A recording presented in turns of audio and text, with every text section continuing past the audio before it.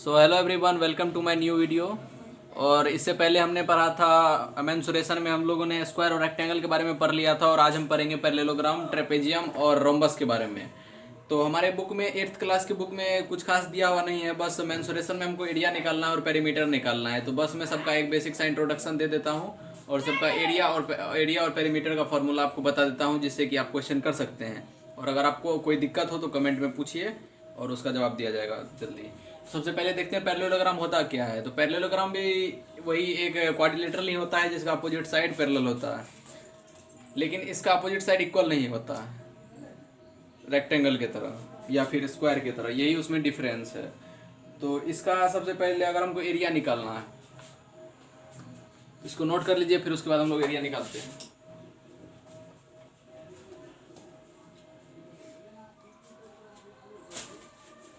सबसे पहले देखते हैं पैरेललोग्राम का एरिया क्या होता है।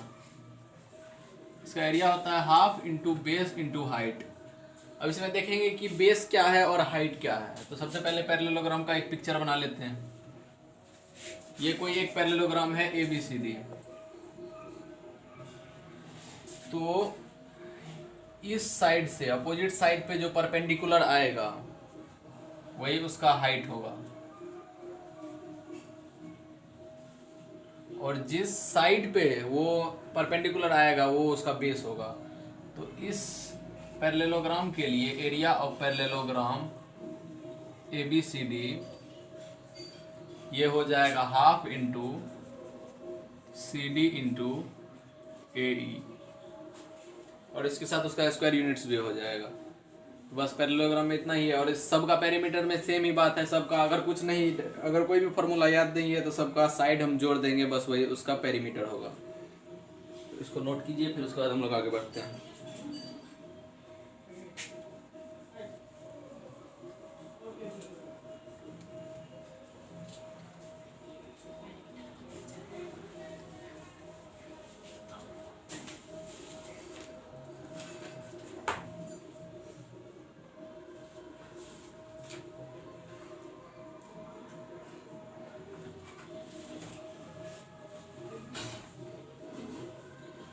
इसके बाद आपके बुक में और कुछ इसमें ना ट्रेपेजियम पे क्वेश्चन दिया हुआ है, ना रोम्बस पे क्वेश्चन दिया हुआ है, तो ना काइट पे क्वेश्चन दिया हुआ है। तो उस पढ़ने से कुछ खास इसमें फ़ायदा है नहीं, लेकिन फिर भी उससे अच्छा है कि जो इस चैप्टर में दिया हुआ है वो पढ़ लेंगे। अगर किसी को फिर से उसको अगर पढ़ना हो तो वो कमेंट में कीजिएगा, मैं उसके लिए अलग से एक वीडियो बना दूंगा।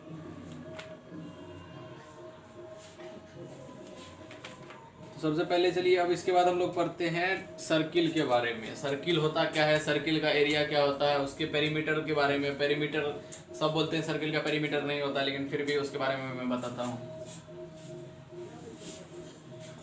जैसे ये हो गया कोई एक सर्किल, ठीक है, और सर्किल में होता है रेडियस। सबसे पहले सर्किल में होता है एक सेंटर, तो ये हो गया उसका सेंटर O मान लिए। तो सबसे पहले इसमें 2-3 टर्म्स है वो जान लेते हैं। सबसे पहले देखते हैं रेडियस क्या होता है। तो रेडियस होता है सर्किल के सेंटर से उसके सरकमफेरेंस, मतलब वो उसका जो लाइन है उसका साइड का, उसके बीच का जो डिस्टेंस होगा उसी को हम लोग रेडियस बोलेंगे। और दूसरा टर्म होता है डायमीटर। डायमीटर क्या होता है? डायमीटर होता है इसके एक एंड से दूसरे एंड का एक डायमीटर होता है वो लाइन सेगमेंट जो सेंटर से होके गुजरे और दोनों अपोजिट एंड को मिलाए। जैसे ये वाला लाइन हो गया BA, तो ये BA या फिर AB इसका डायमीटर हो जाएगा। और डायमीटर बराबर 2R भी होता है, 2 इंटू रेडियस।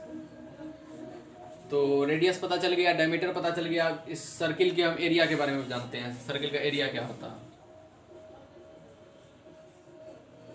तो एरिया तो उसका यही वाला रीजन होगा, तो इसका हो जाता है πr²। और स्क्वायर यूनिट्स उसका जो साइड होगा, क्योंकि रेडियस 2 बार मल्टीप्लाई हो रहा है तो उसका यूनिट भी स्क्वायर हो जाएगा। और फिर उसके बाद इसका पेरीमीटर के बारे में। इसके पेरीमीटर इसका होता है सरकमफेरेंस, उसी को हम लोग पेरीमीटर की तरह जानते हैं। इसके सरकमफेरेंस के बारे में जानते हैं।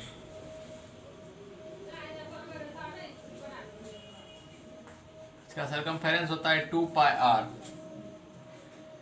पाई का वैल्यू, पाई क्या होता है, पाई में भी आप लोग कंफ्यूज होंगे कि पाई क्या होता है।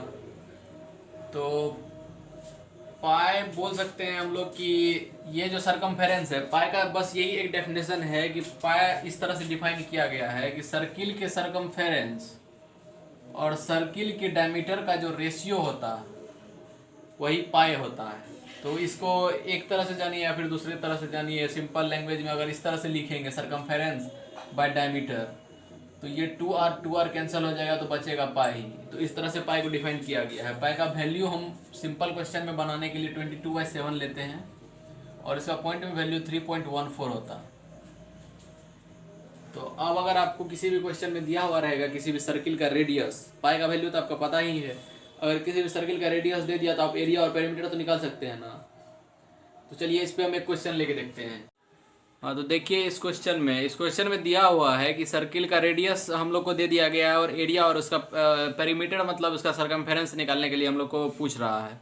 तो सबसे पहले हम देखेंगे यहाँ पे, अगर कोई भी क्वेश्चन का सॉल्यूशन लिखते हैं तो सबसे पहले हम गिवन लिखते हैं। गिवन लिख दिए, इसका रेडियस दिया हुआ है 7 सेंटीमीटर। अब इसका एरिया निकालना है। एरिया हम लोग को पता है कि पाई आर स्क्वायर होता है और उसका स्क्वायर यूनिट हो जाता है। तो पाई का वैल्यू हम लोग को पता ही है 22/7। आर स्क्वायर के जब हम आर का वैल्यू 7 रखेंगे और स्क्वायर सेंटीमीटर इसका क्योंकि सेंटीमीटर दिया हुआ है। तो स्क्वायर रूट्स में हम लोगों ने पहले पढ़ा ही था कि 7 का स्क्वायर क्या होता है, 7 × 7 होता है। तो 22/7 × 7 × 7 स्क्वायर यूनिट्स। अब इसको एक 7 से एक 7 कैंसिल हो जाएगा, 22 × 7 154 स्क्वायर सेंटीमीटर हो गया। तो इसका एरिया अब हम लोग को पता चल गया। अब हम लोग सीखते हैं इसके सरकमफेरेंस के बारे में। सरकमफेरेंस या फिर पेरीमीटर वही एक ही चीज है। तो हम लोग लिखते हैं सरकमफेरेंस बराबर, सरकमफेरेंस का फॉर्मूला जैसे पहले हमने बताया कि 2πr होता है। तो इस पे वैल्यू बस पुट कर दीजिए, 2 का 2 ही रहेगा, पाई का वैल्यू 22/7 इंटू रेडियस हम लोग को दिया हुआ है 7 इसका सेंटीमीटर। तो बस एक 7 से एक 7 कैंसिल, 22 × 2 44 सेंटीमीटर हो गया बस आंसर। बस दैट्स सिंपल। अब सर्किल पर ली हमने, इसके बाद हम लोग इसके सेमी सर्किल के बारे में पढ़ते हैं, इस पे भी क्वेश्चन है आप लोग के बुक में। तो सेमी सर्किल के बारे में पढ़ते हैं इसके बाद। तो इसको नोट कीजिए, फिर उसके बाद आगे बढ़ते हैं।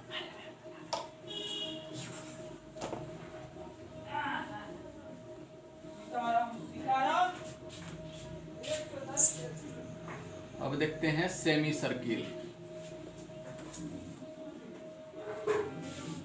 तो जैसे ही सर्किल था, सर्किल का हाफ पार्ट कर देंगे तो उसको सेमी सर्किल बोलेंगे।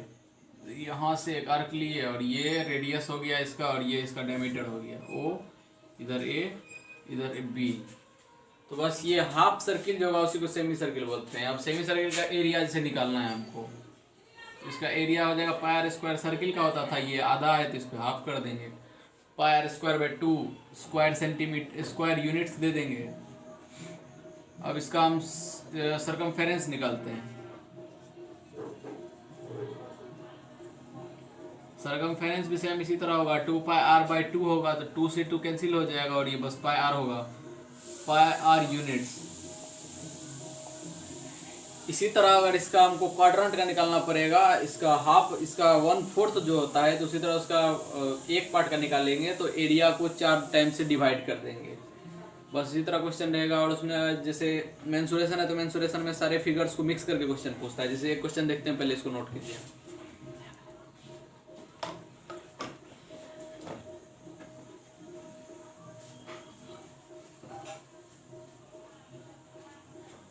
अब जैसे देखिए आपको ये वाला क्वेश्चन दे दिया, एक रेक्टेंगल दे दिया है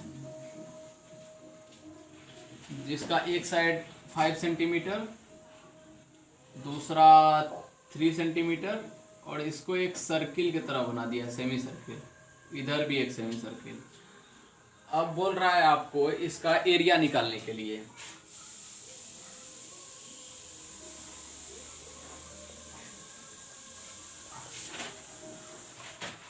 एक बार खुद से ट्राई करके देखिए कि आपसे ये बन रहा है क्वेश्चन।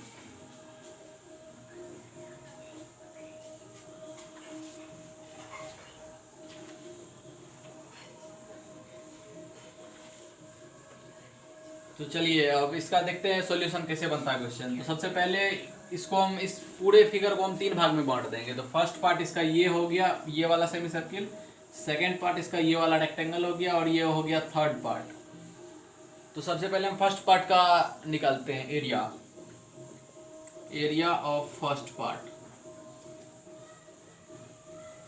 अब क्योंकि ये सेमी सर्किल है और सेमी सर्किल का एरिया हमने देखा था कि पाई आर स्क्वायर बाय 2 होता है, तो इसके लिए सबसे पहले हमको रेडियस निकालना पड़ेगा।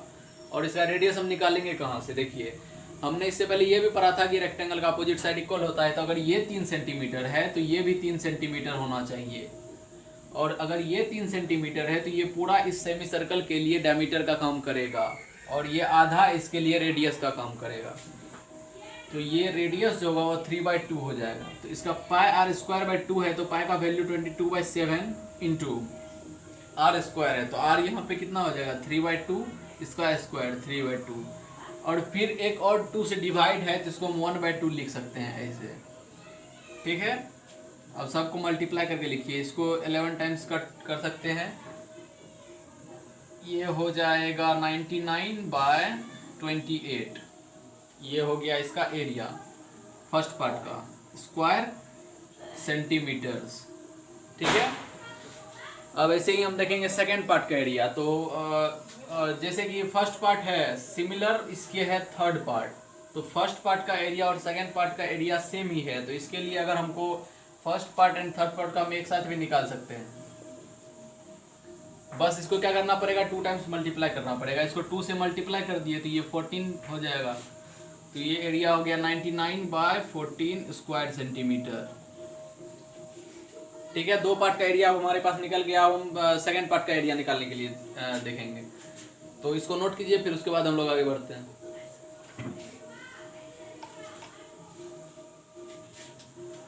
तो ये दोनों का कितना था एरिया 99/14 स्क्वायर सेंटीमीटर, इसको हम नोट कर लेते हैं। फिर उसके बाद हम लोग देखेंगे सेकेंड पार्ट का एरिया। क्योंकि सेकेंड पार्ट हमारा रेक्टेंगल है तो इसका एरिया लेंथ इंटू ब्रेथ हम लोगों ने पढ़ा था। तो यहाँ लेंथ 5 सेंटीमीटर और ब्रेथ 3 सेंटीमीटर दिया हुआ है, तो ये हो गया 5 सेंटीमीटर इंटू 3 सेंटीमीटर, ये हो जाएगा 15 सेंटीमीटर स्क्वायर। बस तीनों पार्ट का एरिया निकल चुका है। अब तीनों पार्ट के एरिया को जोड़ देंगे तो हमारे पास इस पूरे फिगर का एरिया निकल जाएगा। तो अब लिखेंगे therefore area of figure equals to 99/14 plus 15। तो इसको जोड़ के जो बचेगा वही इस पूरे फिगर का एरिया हो जाएगा। तो बस इसी तरह से हम इस टाइप के क्वेश्चंस को बनाएंगे, ठीक है। तो आगे चलते हैं, फिर मिलते हैं अगले वीडियो में।